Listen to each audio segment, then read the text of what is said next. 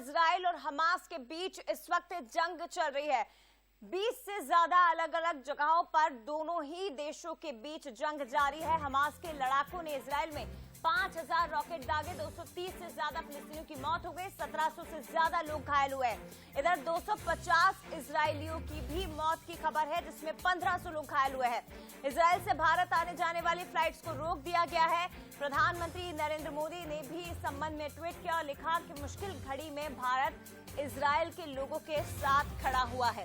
तो ये दो देश जिनके बीच में इस वक्त जंग चल रही है, यूक्रेन और रूस के जो हालात बने हुए थे, उसके बाद आसपास के देशों को भी उसका खामियाजा भुगतना पड़ा था। उन दोनों देशों में आज तक भी स्थिति को ठीक करने की कोशिश बाकी देश कर रहे हैं, लेकिन इसी बीच ये बड़ी खबर, इजराइल और हमास के बीच जंग इस वक्त चल रही है।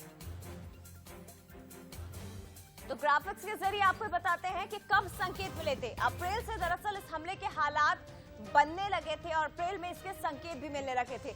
वेस्ट बैंक में बार बार इजरायली सैन्य अभियान चलाए जा रहे थे और तब गाजा ने इजराइल को उसी की भाषा में जवाब देना तय कर लिया था। मई में इजराइल और हमास में छोटी लड़ाइयां हुई थी, लेकिन इसके एक हफ्ते बाद इजरायली हवाई हमलों में हमास के 3 नेता मारे गए और इस संघर्ष को मिस्र और यूएन ने खत्म कराया था। लेकिन अब ये जंग और भी ज्यादा बढ़ चुकी है। अभी हुए हमले की 3 वजह आपको बताते हैं। इजराइल पर अभी हमला करने की 3 वजह है। पहली, इजराइल अभी घरेलू मोर्चे पर व्यस्त था। जुडिशियल सिस्टम की शक्तियां कम करने के कदम से जनता में भी आक्रोश देखने को मिल रहा था, जनता भी विरोध में थी। इधर दूसरी तरफ यहूदियों के पवित्र त्योहार सिमचैत तोरा का आखिरी दिन था। और तीसरी सबसे बड़ी वजह थी कि 6 अक्टूबर को 1973 में हुई जंग की 50वीं एनिवर्सरी थी।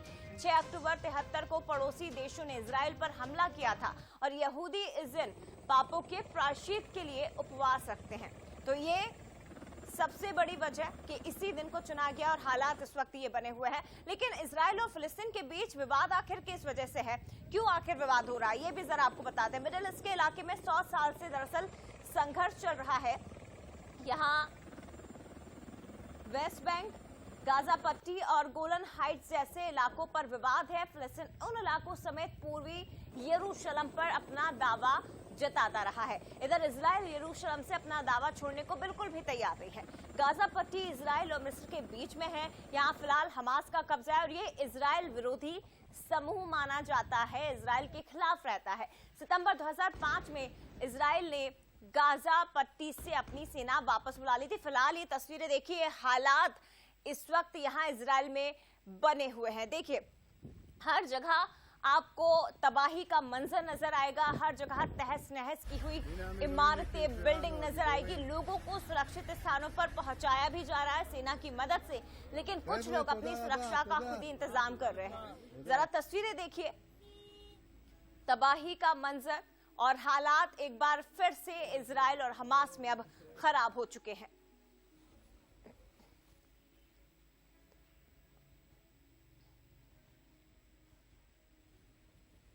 אזרחי ישראל, אנחנו במלחמה, לא במבצע, לא בסבבים, במלחמה. הבוקר חמאס פתח במתקפת פתע רצחני נגד מדינת ישראל ונגד אזרחיה. אנחנו בתוך זה משעות הבוקר המוקדמות.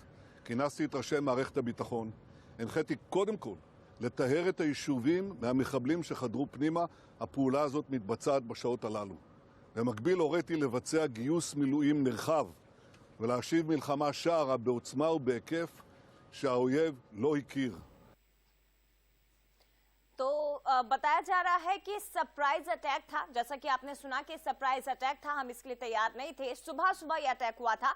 हालांकि उसके बाद अब जानकारी आपको यह भी दे दे कि हालातों को काबू पाने के लिए कोशिशें की जा रही है, लोगों को सुरक्षित स्थान पर पहुंचाया जा रहा है। लेकिन इसी बीच एक बड़ी खबर आपको बता दें कि इजराइल में एक्ट्रेस नुसरत भरूचा भी फंसी हुई है।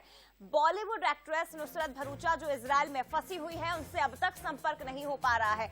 हाइफा अंतर्राष्ट्रीय फिल्म महोत्सव में हिस्सा लेने के लिए वो इजराइल गई थी। शनिवार दोपहर से ही नुसरत से किसी भी तरह का कोई कांटेक्ट उनकी टीम नहीं कर पा रही है। कल दरअसल इजराइल और हमास के बीच ये जंग शुरू हुई थी, जैसा आपने सुना। इजराइल के की तरफ से कहा जा रहा है कि यह सरप्राइज अटैक था। लेकिन इसी बीच भारत के लिए ये टेंशन बढ़ा देने वाली खबर है कि बॉलीवुड एक्ट्रेस नुसरत भरूचा, जो कि यहाँ एक अवार्ड सेरेमनी में पहुंची थी, फिल्म महोत्सव में पहुंची थी, उनसे कल से ही कोई कांटेक्ट नहीं हो पा रहा है। वो यहाँ पर फंसी हुई है। हालांकि वो कहाँ है, किन स्थितियों में है, अभी तक कोई जानकारी नहीं मिली है।